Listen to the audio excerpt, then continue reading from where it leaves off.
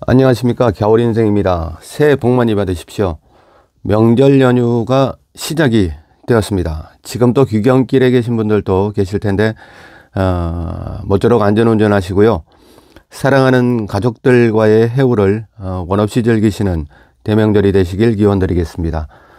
자, 오늘 이 시간은 2월이라서 2월된 7회차 승무패의 분석방송 일부 시간이고요.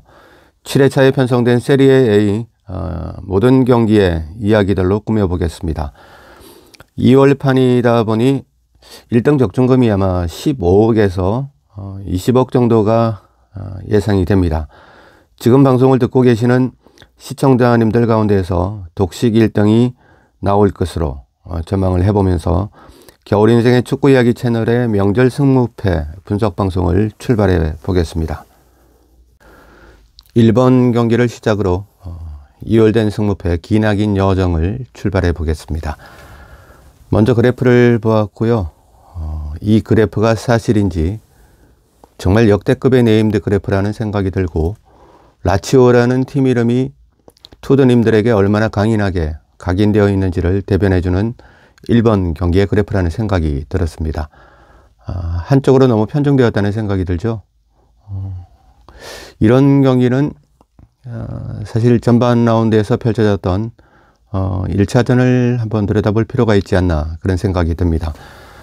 23년 12월 로마에서 치러졌던 그 맞대결 전반기 라운드의 1차전을 상기해 보겠습니다.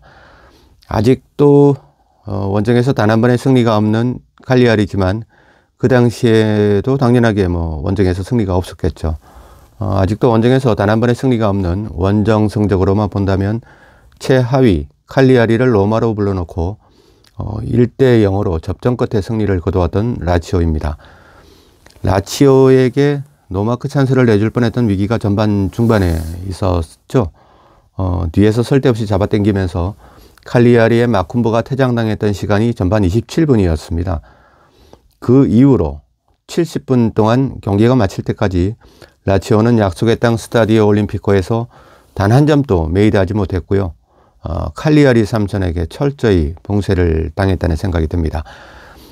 스쿠베트 키퍼의 선방쇼도 있었지만 임모빌레나 교체되어 들어왔던 카스테야노스나 칼리아리 마지노선에 있었던 도세나와 골다니가의 밀착 방어를 뚫어내지를 못했다는 생각이 들고요. 전반 이런 시간에 그 오른쪽으로 침투해 들어갔다가 수비수를 살짝 제끼면서 이삭센이었다는 생각이 듭니다. 이삭센의 아무튼 그 비하인드 디펜스 크로스를 페드로가 기막히게 잘라 먹으면서 기분 좋은 출발을 했던 라치오였지만 칼리아리의 라니에리 할아버지가 준비했던 3백 포미들의 그 경고함을 극복하지는 못했다는 생각이 지배적입니다. 종료 직전에 칼리아리의 루본보가 그 왼쪽 골대 구석으로 때렸던 간담이 서늘했던 슈팅과 또 경기 막 끝나기 직전이었죠. 오리스타니오가 골문을 비우고 나온 그 프로베델 키퍼의 머리 위로 넘겼던 결정적인 로빙 파이널의 아쉬움에서 주말 매치업의 포커스를 한번 맞춰보겠습니다. 1차전에서 라치오 삼선의 파트리치가 맨 오브 더 매치에 선정되었다는 건 라치오가 공격적으로 거둔 승리가 아니라 수비 라인의 공과가 더 컸다는 반증이고요. 역설적으로 본다면 칼리아리의 공격 또한 경기의 결과를 바꾸어 놓을 만한 임팩트를 보여주었다는 그런 이야기라고 생각해 볼 수도 있습니다. 개인적으로는 파트리치도 물론 잘했지만 칼리아리의 집요한 이날따라 칼리아리의 공격 전개의 과정이 거의 한 70~80%가 왼쪽에서 이루어졌죠. 칼리아리의 그 집요했던 좌측 라인의 침투를 성과 없이 돌려보낸 라치오의 오른쪽 삼선 라자리의 플레이가 이날 승리의 수은갑이었지 않았나 생각해보는 겨울인생입니다. 제가 왜 이 말씀을 드리냐면 이날의 맨 오브 더 매치였던 파트리치가 주말 경기에 나올 수 있다는 그런 확신이 없습니다. 출전이 상당히 유동적이고요. 끝까지 한번 지켜봐야 될 부분이라고 생각이 듭니다. 하지만 파트리치가 나오지 않더라도 오른쪽에 라자리라는 아주 정말 승실하고 이타적인 플레이를 하는 선수가 있으니까 큰 문제가 없지 않나 하는 생각에서 언급을 해봤습니다. 파트리치는 그 오른쪽 삼선에서 중앙 쪽에 있잖아요. 중앙백이고 라자리는 측면에 오른쪽 측면에서 라치오의 마지노선을 지키고 있는 선수입니다. 자, 칼리아리의 제6으로 우니폴 보험의 이름을 딴 16,000명이 조금 넘게 수용이 되니까 16,000명이라고 보고요. 16,000명 수용의 아담한 임시구장 우니폴 도무스에서 치러지는 매치업이라서 라치오의 승리를 낙관하기에는 좀 어떤 생각이라고 해야 하나요? 화장실에 우리가 화장실에 가서 앉고 난 후에 휴지가 없다는 사실을 인지했을 때 그런 당혹감, 그런 느낌을 지금 라치오에게서 느낄 수가 있습니다.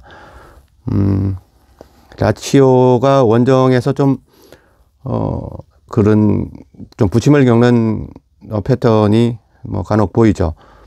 그런 상황에서 또 라치오의 그 홈 구장에 물론 구장 그라운드에 거기는 같지만 관중 규모가 33,000명이니까 우니폴 도무스가 16,000명이고요.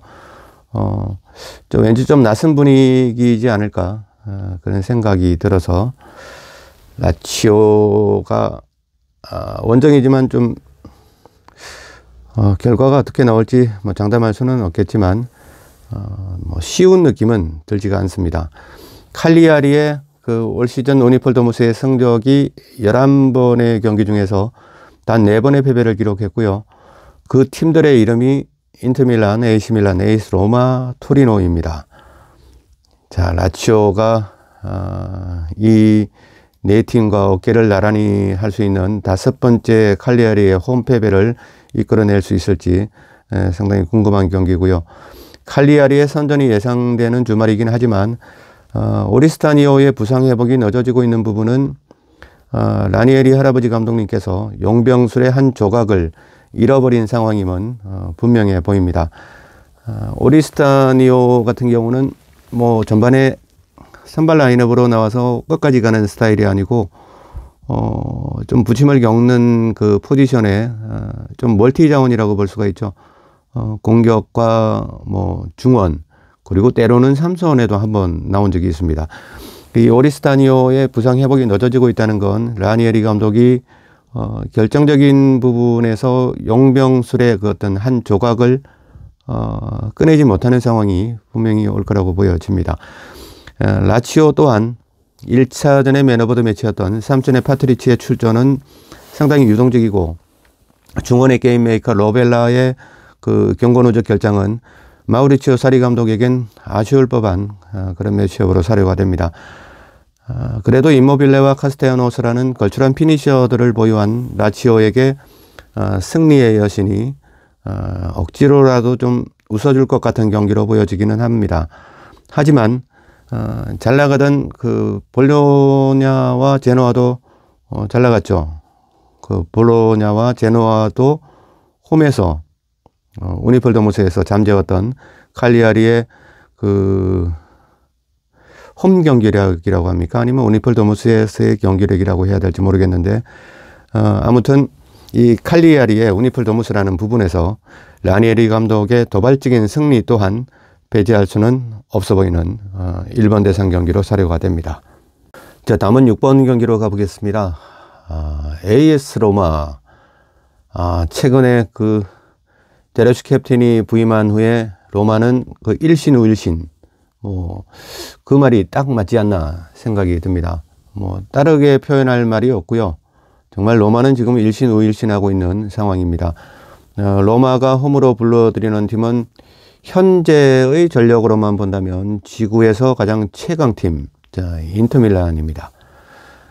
로마는 무리뉴 사단이었을 때의 로마보다 두드러지게 나아진 부분은 크리스탄테, 파레데스 그리고 페그리니 미들 조합의 유기적이고 이타적인 플레이로의 변신이라고 보여지고요.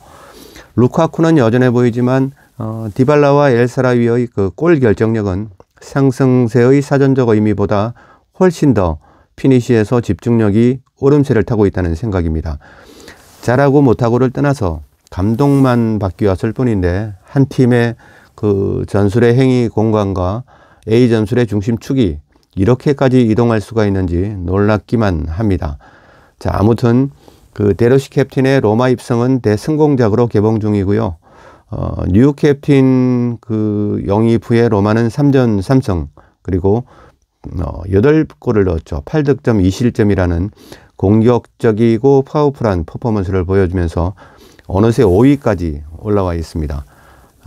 로마는 상승세는 분명히 맞습니다. 하지만 상대적 약팀들을 상대로 거둔 업적이라는 생각이 들고요. 주말 밀란전은 데로시 캡틴의 진정한 시험 무대로 보아야 하지 않을까 생각을 해봅니다. 로마가 과연 22경기 동안 득실 마진이 플러스 41.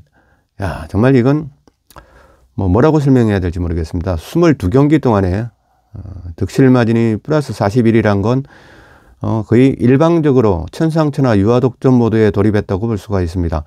아무튼 인터밀란의 이 천상계 축구에 제동을 걸 수 있을까라는 명제는 아마 절반의 성공으로 끝날 가능성이 커 보이고요.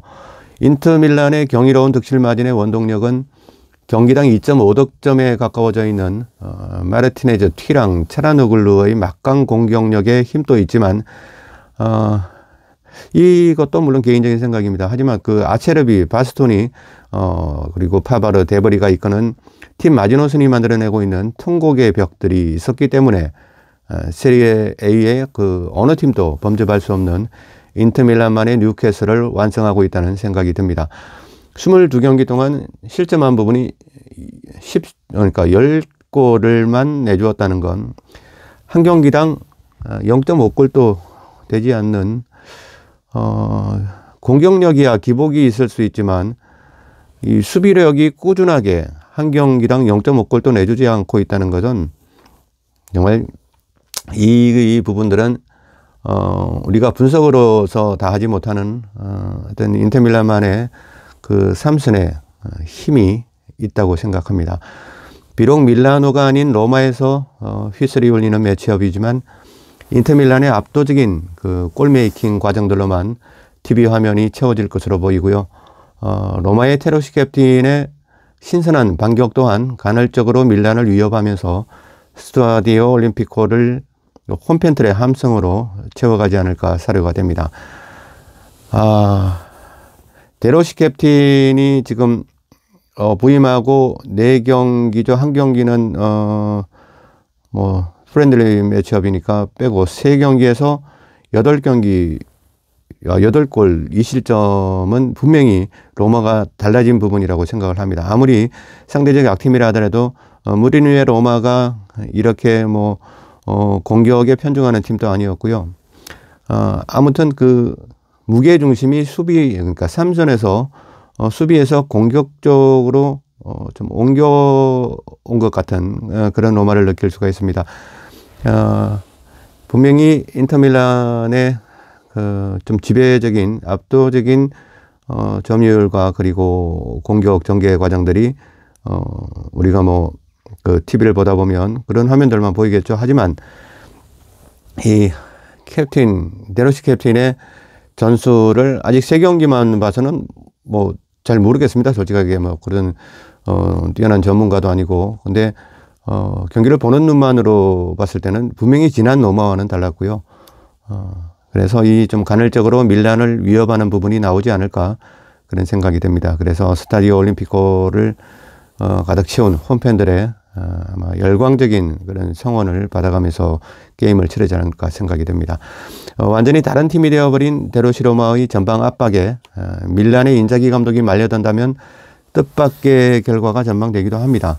하지만 결점이 없는 밀란을 다운시키려면 측면을 이용해야겠죠. 밀란을 상대로 정직하게 그리고 교과서대로 승리를 거두겠다 아니면 무승부를 거두겠다 이건 좀 냉정하게 얘기해서 불가능하다 보여지고요. 이 밀란을 잡기 위해서는 뭔가 어떤 라인이 1선이든 2선이든 3선이든 라인이 정비가 되기 전에 어떤 강한 임팩트가 있는 그 메이드를 해야 한다는 생각이 들고요. 그렇게 하려면 측면을 이용한 그 인스윙과 아웃스윙으로 적재적소의 변화를 주는 얼리 크로스가 가장 이상적인 공격 형태일 수도 있다고 보여집니다. 얼리 크로스를 근데 로마에서 정확하게 보낼 선수가 있는지 그 부분들이 좀 그렇습니다. 리크로스를 해야 이 삼선들이 정비를 하지 못한 상태고 등을 진 상태에서 크로스의 방향에 등을 진 상태에서 갑작스럽게 변화를 주어야 하는 상황이기 때문에 이 부분에서 데브라이너 같은 선수가 로마에 하나 있다면 아니면 그 지로나의 알렉스 가르시아 같은 선수라도 있다면 그 회전을 주는 방향을 인스윙으로 하든 아웃스윙으로 하든 어쨌든 얼리크로스가 지금 나와 주어야 밀란을 잡을 수 있는 여지가 있다고 그렇게 생각이 됩니다. 수비 라인이 정비되기 전에 순도 높은 얼리크로스와 찰나의 파이널을 만들어낼 수 있는 공미조합이 로마에게는 아직은 미완성 같아 보입니다. 자, 이러한 그 상대의 삼선이 수습이 불가한 빠른 패닉 상황을 로마가 얼마나 만들어낼 수 있느냐에서 승부가 갈라질 것으로 예상을 해보겠습니다. 원정 인터밀란이 패하지는 않는 그림으로 도전해보는 6번 대상 경기입니다. 자, 다음은 11번 경기이고요. AC 몬차와 헬라스의 매치업입니다. AC 몬차의 팔라디노 감독이 하고자 하는 전술에는 그 라틴계 선수들보다는 자국 선수들이 많나 봅니다. 아르헨티나 선수들도 좀 뛰어난 선수들이 있는데 물론 선수와 감독 간의 그 합의라는 것도 있겠죠. 근데 원차의 팔라디노 감독에겐 이탈리아 선수들이 홀홀 날고 있는 그런 상황입니다. 그 세컨서드와 파이널서드를 종마처럼 휘젓고 다니는 콜파니, 그리고 왼발 자원임에도 사실 왼발 자원이 반대 오른발 각도의 파이널을 때릴 수밖에 없는 상황에 패스가 오면 한번 접고 왼발로 때리는 게 보통 대한민국 국대 우리나라 국대뿐만이 아니라 그런 경우를 우리가 화면에서 많이 보죠. 근데 손흥민처럼 그 콜롬보 선수가 그 양발잡이는 아닙니다. 근데 왼발에 특화된 선수인데 왼발 자원임에도 불구하고 오른발의 파이널 각도가 오면 그냥 접지 않고 바로 때립니다. 이런 부분에서 경기 간간히 골도 터지고, 그래서 AC 몬차의 어떤 그 팔라디노 감독의 신뢰를 얻지 않았나 이런 생각이 들고요. 이제 나이가 21 정도밖에 되지 않았으니까 좀 더 발전 가능성이 엄청난 그런 콜롬보라고 생각이 듭니다. 아무튼 세컨스드, 파이널스드, 그리고 어떤 하프 스페이스라든지 어떤 부분에서도 쉬지 않고 종마처럼 뛰어다니는 콜파니도 있고요. 왼발 자원임에도 왼발 오른발 가리지 않고 유효 슈팅을 가져가는 콜롬보도 있고, 또 40%가 넘죠. 40%라는 경이적인 그 클린시트율로 개인적인 생각일 뿐이지만 이탈리아 차기 국대 문지기가 유력해 보이는 그레고리오 키퍼. 자, 이 AC 몬차의 현재를 만들어내고 있는 팔라디노의 어린 황태자들은 모두 이탈리아 자국 출신들입니다. 자, 우리가 흔히 얘기하는 그 표현으로는 무대포 정신이라고들 하죠. 누구누구처럼 그 백패스 하나 없이 두려움 없는 전진만 몸에 배인 AC 몬차의 경기를 보면, 그리고 이 세 선수들을 보면, 그리고 그레고리오 키퍼 빼고 콜파니와 콜롬보의 어떤 그 케미를 보면 백패스가 없어요. 자, 정말 백패스 하나 없이 두려움 없이 전진만 그렇게 몸에 배인 이들이 있기 때문에 몬차의 미래만큼은 아주 맑음으로 평하고 싶습니다. 양 팀의 부재가 예상되는 자원들은 있지만 두 팀이 지금 가져가고 있는 전술에는 마이너스가 되면 되지 플러스 요인은 없는 선수들 뿐이니까 공부하시는 순간 꼬이게 되는 자신을 발견하실 수도 있습니다. 자, 현재의 경기력과 벤치가 가져가고자 하는 전술의 충돌만으로, 그리고 몬차의 미래 그 이탈리안 3인방의 존재만으로도 몬차의 우세를 전망해 보기에는 무리수가 없어 보입니다. 해외 배당이고 우리가 흔히 얘기하죠. 혼잣말로 해외 배당이고 나발이고 신경 쓰이지 않는 구간이고요. 저도 주력 구간에는 몬차의 단통 승리 구간을 담아가지만 마감일까지도 현재의 그 극단적인 투표율이 유지가 된다면 헬라스의 투표율이 제가 이 방송을 하기 전에 보았을 때 8%인가 7점 몇 %인가 이랬는데 좀 그건 또 아니라고 생각이 듭니다. 아무리 몬차가 헬라스보다 좀 경기력이 우위에 있다 하지만 그 정도로 한쪽으로 몰리는 경기는 아니라고 보여집니다. 뭐 경기 중에 부상이 일어날 수도 있고요. 또 뭐 그리고리오 키퍼가 중간에 또 교체될 수도 있고 뭐 여러 가지 어떤 그런 그 미지의 경우의 수들이 남아 있는데 이렇게까지 투표율이 몰린다는 건 승무패 역배당 좋아하시는 분들, 독식 좋아하시는 분들에게는 정말 딱 먹잇감이 되지 않을까 이런 생각도 듭니다.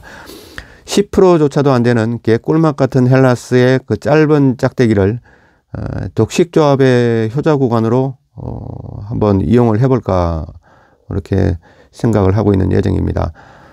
아무튼 주력 구간에는 몬차의 단통 승리 구간을 담고요.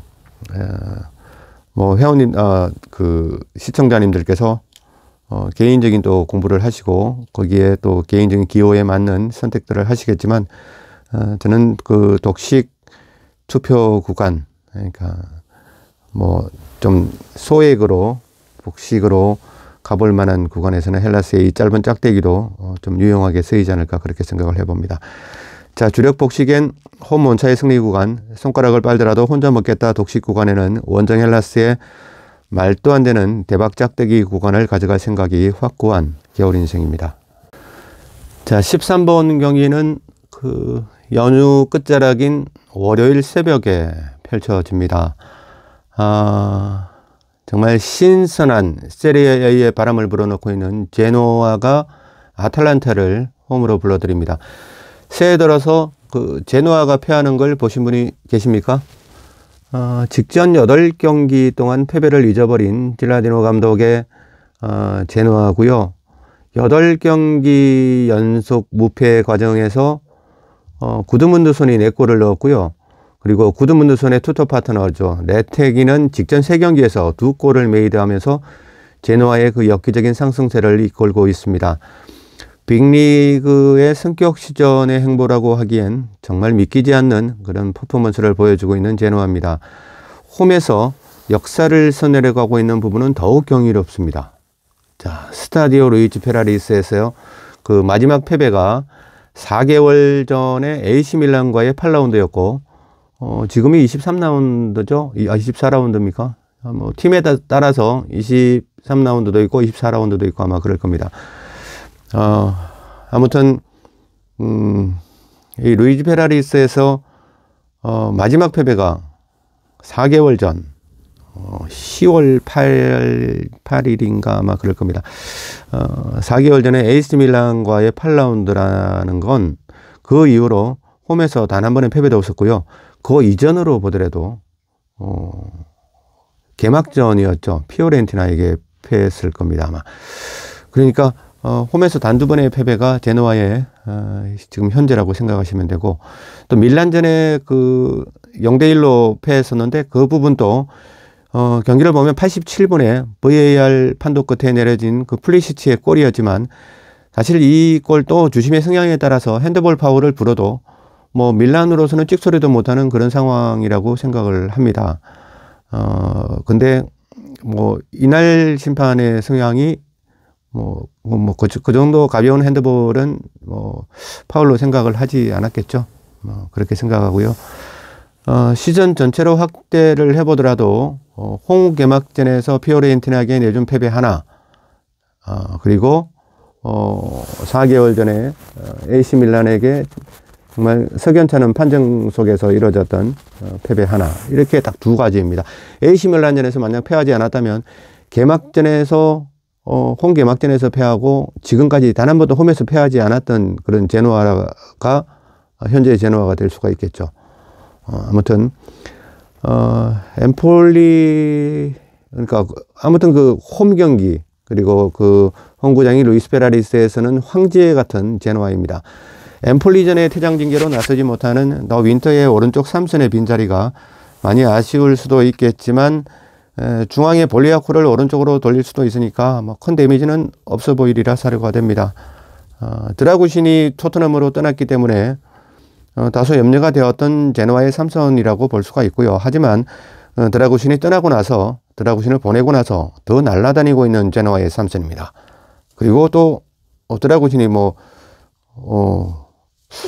이 드라구신을 보낼 때 제노아가 좀 몇 경기는 이렇게 좀 부침을 겪지 않을까 이런 생각을 했었는데, 보내고 나니까 더 잘해요. 참 신기한 제노아입니다. 아무래도 질라디노 감독의 뭔가가 있겠죠. 우리 같은 이 소인배들이 알겠습니까?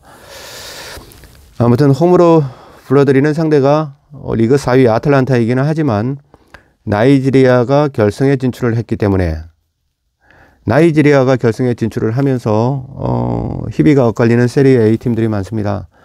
아무튼 나이지리아가 결승에 진출을 했기 때문에 자연스럽게 팀 내 득점 1위, 루크만의 부재는 확실하고 팀 내 득점 3위이자 팀 내 평점 1위, 에데르송의 경고 누적 결장까지 겹친 상황이다 보니까 아틀란타는 루크만은 당연히 나이지리아가 결승에 올라갔기 때문에 못 나오죠. 그리고 팀 내에서 평점 1위, 그리고 득점에서는 3위, 에데르송이 또 경고 누적 결장입니다.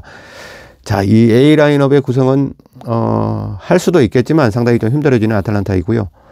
제노아가 무패 기록을 9게임으로 연장할 것으로 전망을 해보겠습니다. 득점 머신들의 부재가 아틀란타에게 가져다주는 변화는 수비 라인의 강화라고 보여집니다. 마음은 제노아의 승리, 그리고 손가락은 무승부 구간으로 향해 가고 있는 13번 대상 경기입니다. 자, 오늘의 마지막 경기, 일부 시간의 마지막 경기입니다. 14번 경기죠. 자, 이 경기는 좀 쉽게 가보겠습니다. AC 밀란과 나폴리의 정말 재밌을 것 같은 경기입니다.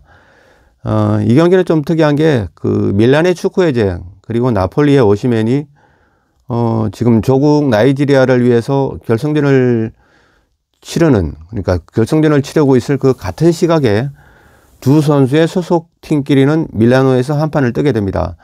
자, 무슨 말씀이냐면 AC 밀란과 나폴리가 붙는데 밀란의 축구 해제하고 나폴리의 오시멘이 둘 다 나이지리아 국대로 가 있습니다. 근데 이 결승전에서 아마 두 팀이 선발로 나오겠죠. 오시멘과 축구 해제가. 두 선수가 조국을 위해서 이렇게 나란히 결승전을 치르고 있는 그 같은 시각에 이 AC 밀란과 나폴리는 또 밀라노에서 한 판을 맞짱을 뜨게 됩니다. 참 재밌는 경우죠. 이런 경우도.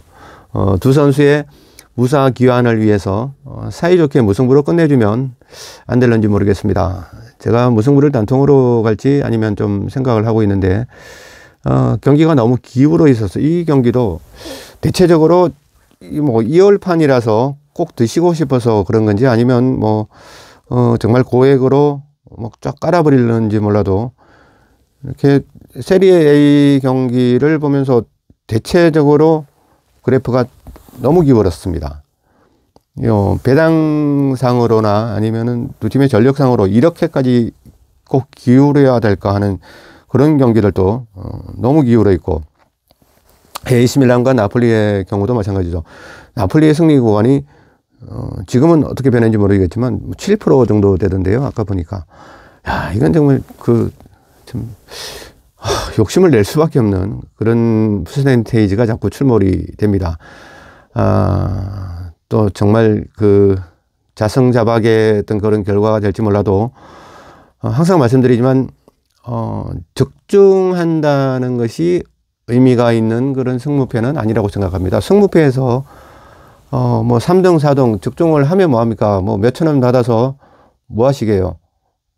그러니까, 저는, 안 먹고 말지. 어쨌든, 프로토와 승무패의 그 공략 구간은 정말 360도 다르다고 생각이 들 정도로 완전히 다릅니다. 분석하는 방식도 다르고.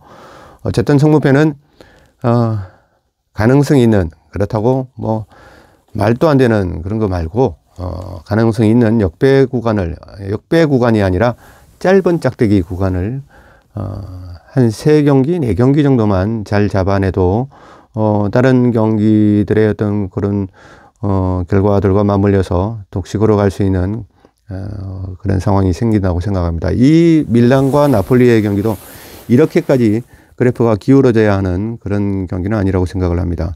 어쨌든 아까 말씀드렸지만 자승자박이 될지 아니면 모두 시청자님들께 또 많은 실망을 드리게 될지는 몰라도 어쨌든 저는 끝까지 독식 구간으로만 가보겠습니다.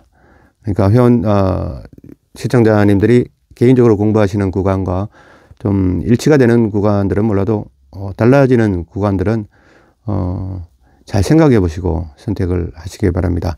아무튼 저의 선택을 받아들이시면 안 되고요.